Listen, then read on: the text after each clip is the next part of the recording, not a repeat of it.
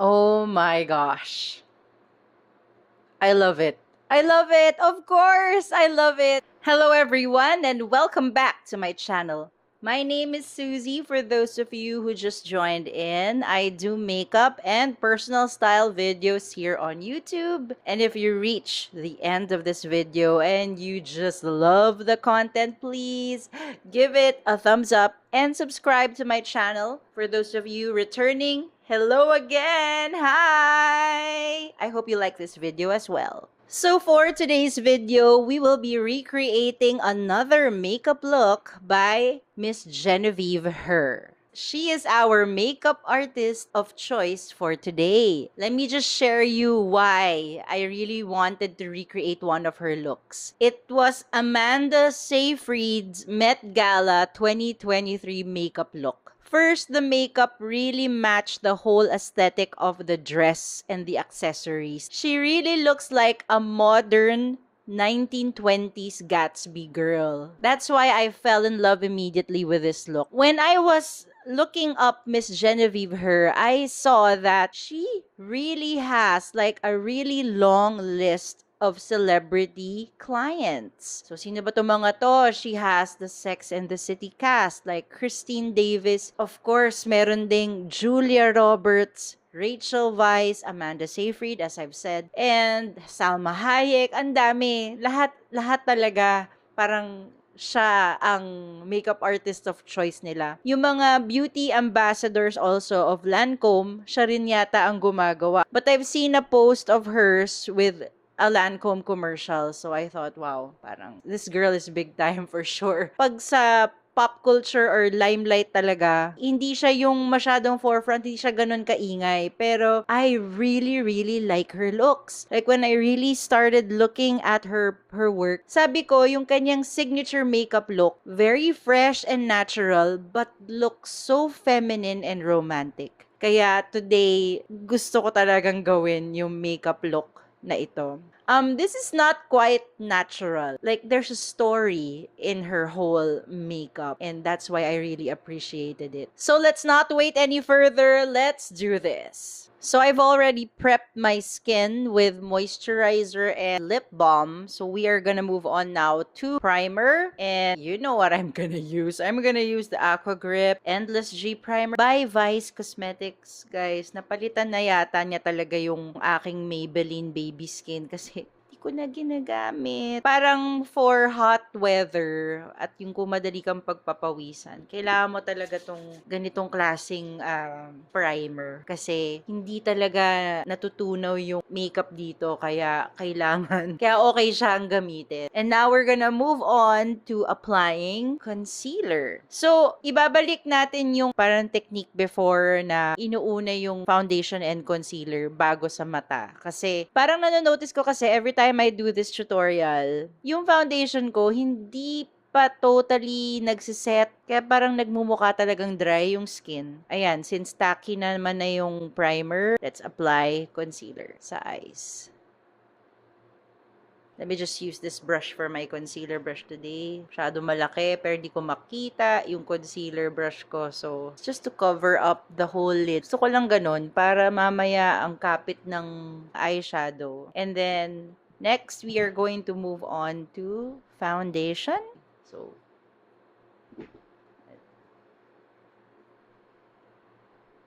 oh, by the way, I am using the Maybelline Fit Me foundation for today in the shade 128. And you know what? Let me just share with you what I really love about this Maybelline Fit Me. Una, it's matte. And then second, if you want a really like flawless look, ito yun. And isa lang ang hindi ko masyadong gusto sa kanya, it's not transfer proof. Kasi once pagpawisan ka na ng todo, ay, lumilipat talaga siya. Lumilipat siya sa mask, natutunaw siya. Para sa aking pawisin, kailangan, kung susuotin ko to, nasa aircon ako or hindi masyadong mainit na lugar. Kasi yun nga yung problema niya. Parang for me, masyado siyang mabilis matunaw. Pero, I love this kasi ito yung pinaka-flawless among all of my foundations dito. And then this technique that I learned from Rose and Ben sa Instagram, itong, yun nga, in sections mo gagawin, makes so much, like, difference kung paano ko i-apply yung foundation. Yan, in sections again. So, I'm one of those na naglalagay din talaga ng foundation sa mata. Parang feeling ko kulang yung nilalagay ko kapag hindi ko kinumpleto. So, in the past, I've been doing like eyeshadow first before the foundation. Pero yun nga, let's try it today na unahin na ulit to. Kasi, yun nga, I want the skin to look like it's melted in my face or parang nag-set na siya naturally at magmukhang parang wala akong makeup na suot. Okay, next is concealer. And because I could not find my concealer brush today, let me just use my teeny tiny sponge again, my favorite.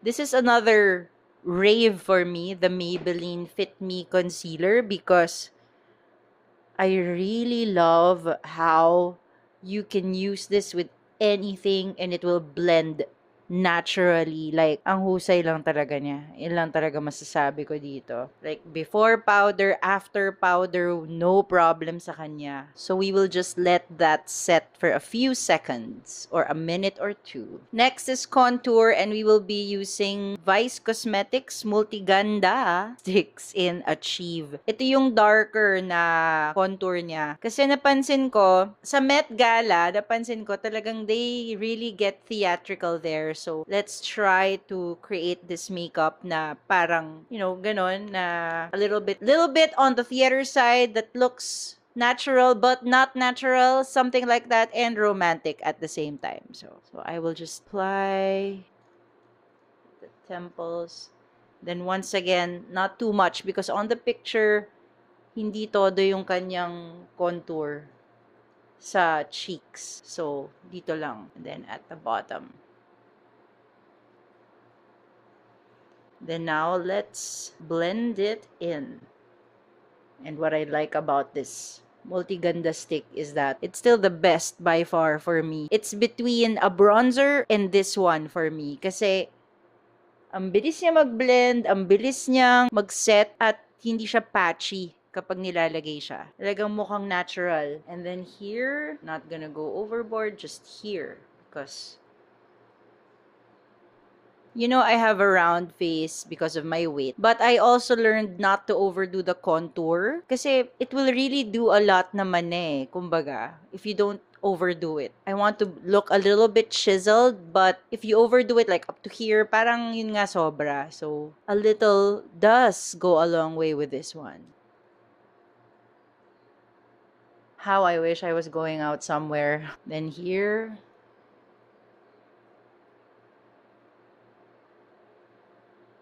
so far, so good. Next is eyeshadow and I will be zooming in like near the eyes para makita nyo yung mga gagawin ko ngayon. Now, for the eyes, like Amanda Seyfried's eyes are like super pop na sobrang ganda. But tayo, maliit ang mata natin. So, tatry lang natin yung best natin na makuha yung look na yon. The color of the eyes looks maroon, rose gold, and brown. Let's just try that today. And I will be using the Juvia's Place Masquerade palette. Guys, alam nyo na to, super pigmented eyeshadow niya talaga and it's just perfect for today's look. So before I move on to the crazy colors, let me just apply a really almost white shade here in my naked palette. If you've seen my previous video, I did the 10 steps of Bobbie Brown and pinakita niya actually dun sa video niya na you should start off your eyeshadow with a really white base. So let me just do that today, okay? I actually don't have the super white eyeshadow, but this will do. And now we are going to move on with the Juvia's Place eyeshadow. Now, ito na. We will start off with Burkina. The color Burkina over here. So with this brown color, remember this is super pigmented, so you really have to be careful in applying. So I will just apply here on the tops of my lids. There. So, I'm not gonna worry this time about like the edges because look, oh, ganun pala yun. Pag inuna mo yung part na yun, it creates like a shape for you to fill in. So, I love brown. Like, I love earth toned eyeshadow because it really adds a nice definition to your eyes. There you go. That's the Burkina. And now we are going to move on to this shade. It's called Calabar. This one. It's almost maroon. Actually, nagpo-purple siya. Pero kapag ina-apply siya sa lids, nagmumukha siyang maroon. We will not apply yet here in this area. We are still going to work on putting this in on like on the tops of this. And start here again. This is what I like about Juvia's Place eyeshadow because it's eyeshadow, it's powder, but it's so creamy. Like the color payoff, ang ganda talaga. This is one of the eyeshadows that I really, really love gamitin. Over on the other side.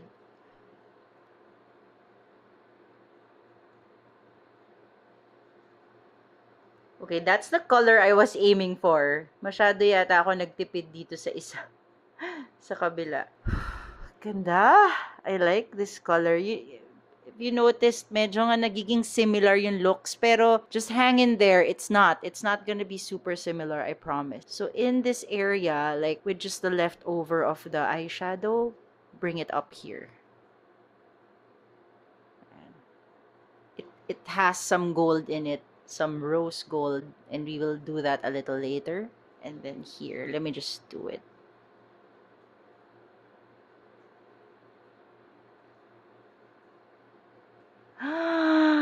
Fallout.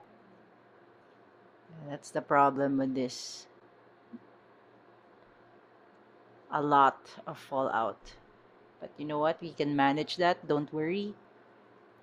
I hope we're achieving the look. Let me just add a little bit of brown.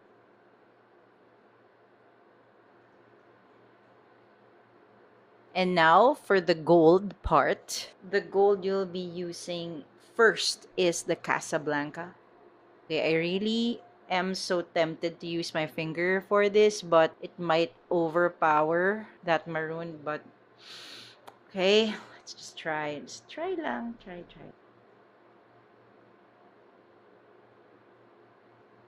Ba talaga, no? Pag fingers. Sige na nga. Here.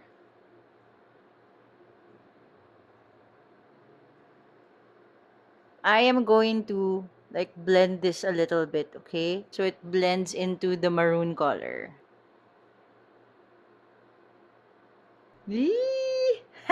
Syempre, enjoy, di ba? A little bit lang again of the maroon.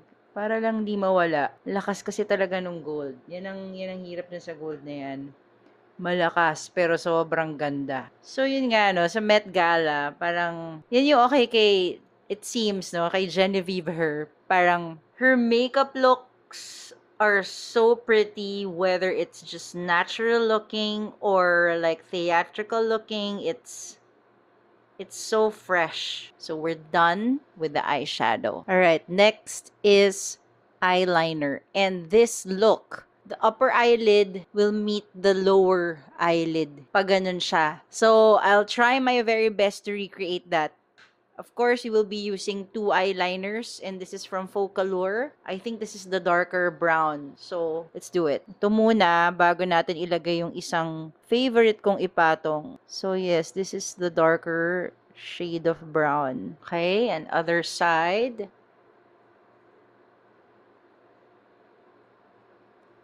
And this is what I like about the Focallure eyeliner. Sobrang nipis niya kasi kaya madaling gamitin. And then I'm gonna double line it with the Revlon vinyl eyeliner in maroon. Of course, I'm gonna use maroon.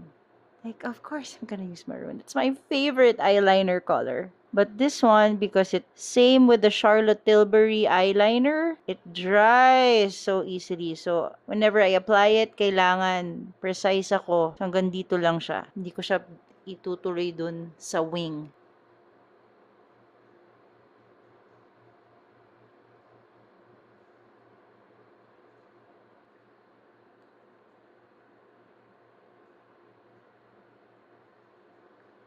Yan. Oh yeah, and of course I applied the Bobbie Cosmetics eye brightener with another eyeshadow brush. I'm gonna dig into the brown again, the Burkina, and apply here. This one na lang.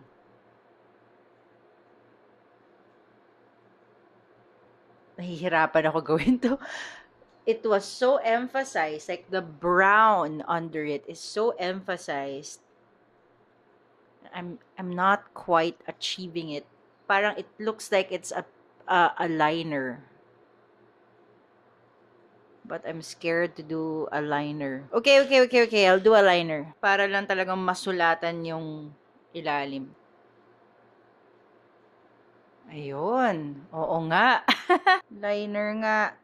Had to be the liner. Okay. Got it. You know, this is a makeup look that I just absolutely love and could not forget about it. Like, every time I would see a post from Amanda Seyfried, sisilipin ko ulit talaga yung look na to. Ang ganda kasi talaga.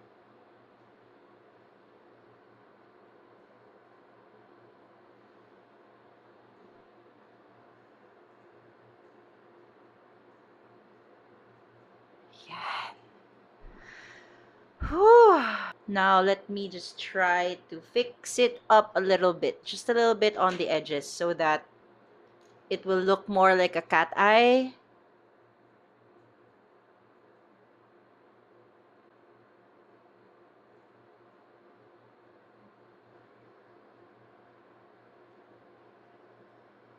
That was a bit challenging, this part talaga. Every time. Sige, ayusin natin yan. Kaya pala, kailangan natin ng Q-tip to fix that up. And now, mascara. I'm gonna use the Hyper Curl Mascara by Maybelline.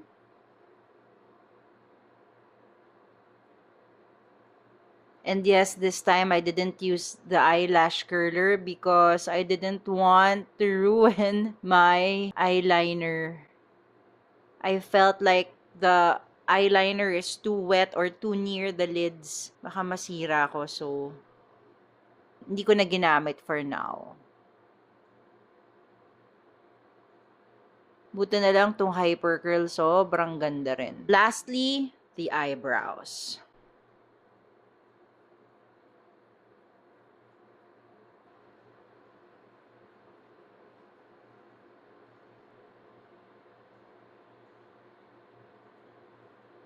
I have no hard and fast rule about applying eyebrow products because I feel like I have eyebrows that are quite difficult to manage.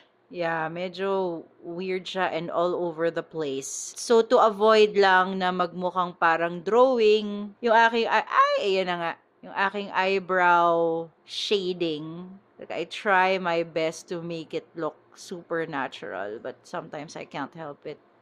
Like here before, I would always just try to create another line up there, but it's sometimes looking like it's not natural, so yan. Other side.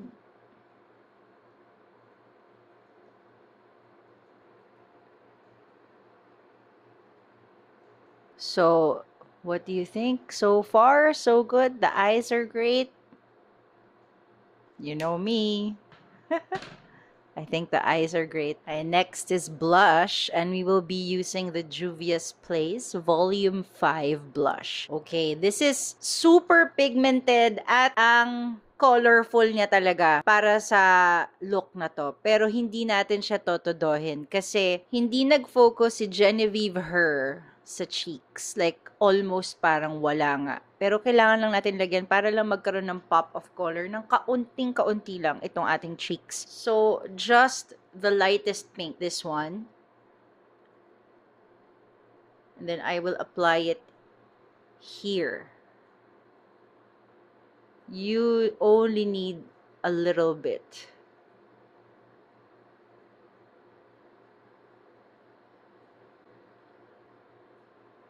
In fact, the blush on this is like, there's nothing. Dito siya naglagay, but hindi ko masyado type kung dito. So, dito tayo.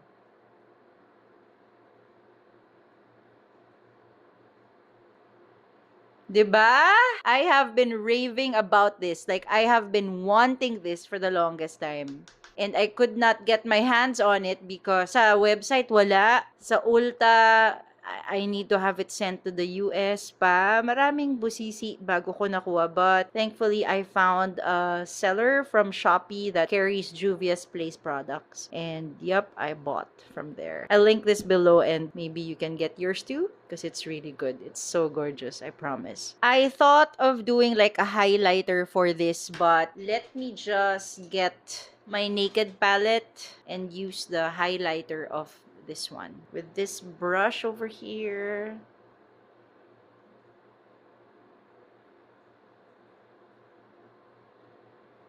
let's create like a nice goldish highlight in there. Because the Juvia's Place blushes are so matte and there's no glitter on it at all. Is it starting to have here? That's why I ignored the fallout kanina kasi feeling ko makakatulong siya sa blush.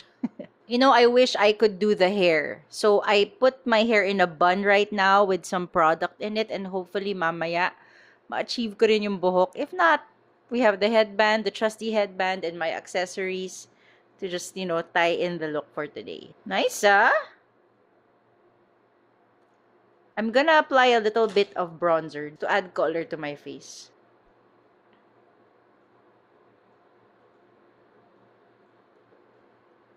Next is powder, and of course, the only one that I have is the Coty Airspun loose powder. Favorite ko talaga to. Kahit anong mangyari. You know, I'm so tempted to like buy a lot of makeup. I think that is like part of being in the makeup tutorial industry is that you have to acquire some of the new stuff that's been selling really good online or in the market. But we should not forget that everything about tutorials is the technique and how you are able to use what you actually have on your collection before you keep adding stuff. But you know, makeup is just so nice sometimes. Talagang you can't help it. Yeah, and I get you. I get you there.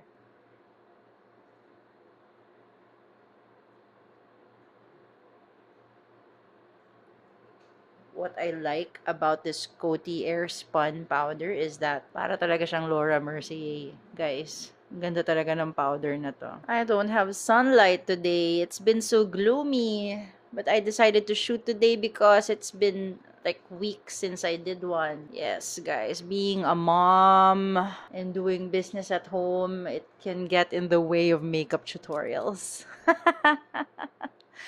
Which I love so much, by the way. But this is the reality. We need to fit and balance the schedule so that we can do everything for our family. All right, that's the powder. I'm gonna let that set. So next is lips. I've already applied a little bit of lip balm earlier, but let me just add more because ako naman, I just super love balms and nice gloss, not really glossy, but nice moisturizing lipstick because it makes my lips look really plump and firm. So Amanda Seyfried's look is actually a deep red lipstick. Let's see how we will be able to achieve that. So first, the lip liner. I have the Flormar lip liner in wine.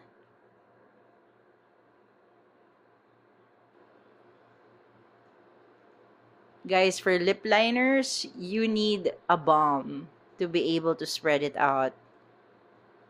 It's not gonna work out without it.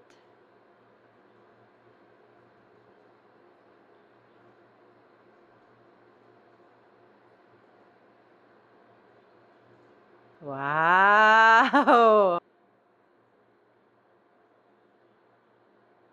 Shading pa lang maganda na. I'm so excited for this look. I mean, look at that now. Oh, meron na oh. And now, it's been a long time since I used this lipstick, but today is the perfect time to use it again. This is the Careline Soft Suede Lipstick in Spice. So look at the red of this one. Like it's a really nice deep red. Here we go.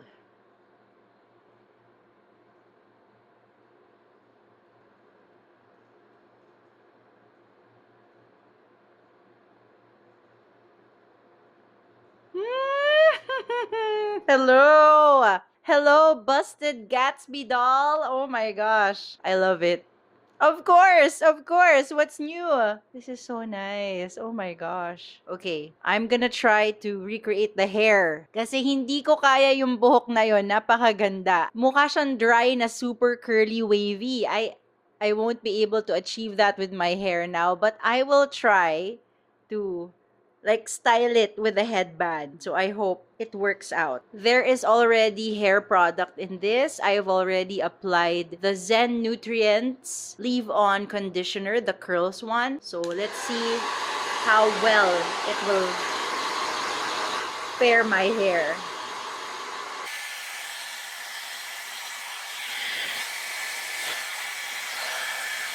A little bit more just to add to the curls. Or just to add product to the curls para talagang maging super curly siya. And for final touches, the headband. I love it.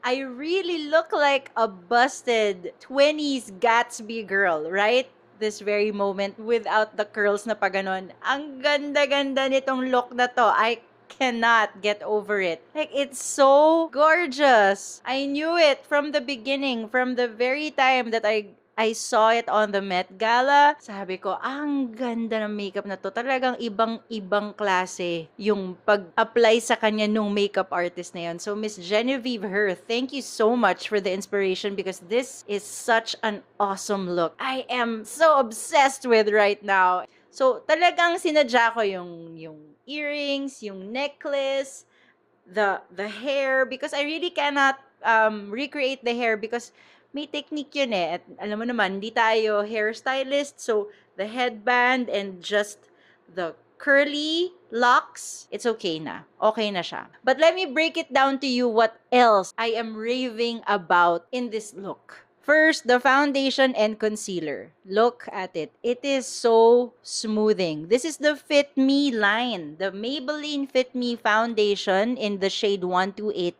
and the Fit Me concealer in the shade 20. So look how flawless my skin became. 'Di ba? Yan yung gusto ko talaga sa Maybelline kasi it looks really smooth on your skin and it looks like it's your second skin. It doesn't look dry, it looks moisturized. The only setback of this is that it's not transfer proof whenever you're in hot areas. It's working right now because I'm in the cold. But later when I start eating lunch, pag nainitan na ako, ayan, magsisimula na yung mag-transfer. Yun lang talaga yung setback nito. But, if you're in an air-conditioned place, okay lang siya, it will last. Tignan mo, ang ganda, ang smooth talaga, ang ganda-ganda ng finish niya every time I apply this. And then next, it's the Juvia's Place Blush. This one. Oh my gosh. The moment I saw this, I think last year pa nga eh, sobrang na-obsess na ako. Ang ganda-ganda nito. Juvia's Place blushes are so pigmented, they are so colorful, and it's the type that you only need a little bit. I don't like makeup or I don't like blushes that I will have to build. I want the color there because I have the tendency to forget about it during the day. So I want my blush to have that strong color na para I only need to apply a little at nandyan na. And that's exactly what this blush has done to me right now. See, it's there without really even trying to put so much, but I want the pop of color to be there. I really like the pinks, the lilacs, the reds. I feel like they're so perfect for me. So even if I'm going for like a natural look lang, even if I'm wearing that blush, kahit konti lang, parang putok na putok yung kulay, andyan talaga. And then last, but definitely not the least, it's the eyes. Yun talaga ang isa sa mga nagdala sa makeup look na ito kay Amanda Seyfried. Ang ganda naman kasi talaga ng mata niya. Sobrang mapungay, sobrang laki. At whenever you apply it, she's like, that is her greatest feature. Ang ganda-ganda. And today, the eyeshadow, the Juvia's Place eyeshadow masquerade, of course, it works. it has the best colors in here. And what I like about this is that once you apply it in your eyes and start to blend it, pagtagal, talagang kita mo yung hindi tunaw hindi parang melted yung itsura but you know that it's so creamy looking in your eyes. It's not dry. So it looks like your eyes are glittering everywhere. It has like a nice unison glitter, but it has several colors in it na sobrang I appreciate with this palette. Kaya ito talaga yung ginamit ko today to achieve this look. And I just love, love, love, love it. Absolutely. So that is it for today's video, and sana nag-enjoy kayo kasama ko dahil yes, sobrang enjoy ako habang ginagawa tong video na to. And if you would like to see more of these videos, please give it a like and subscribe to my channel, and I'll see you again on the next. Goodbye!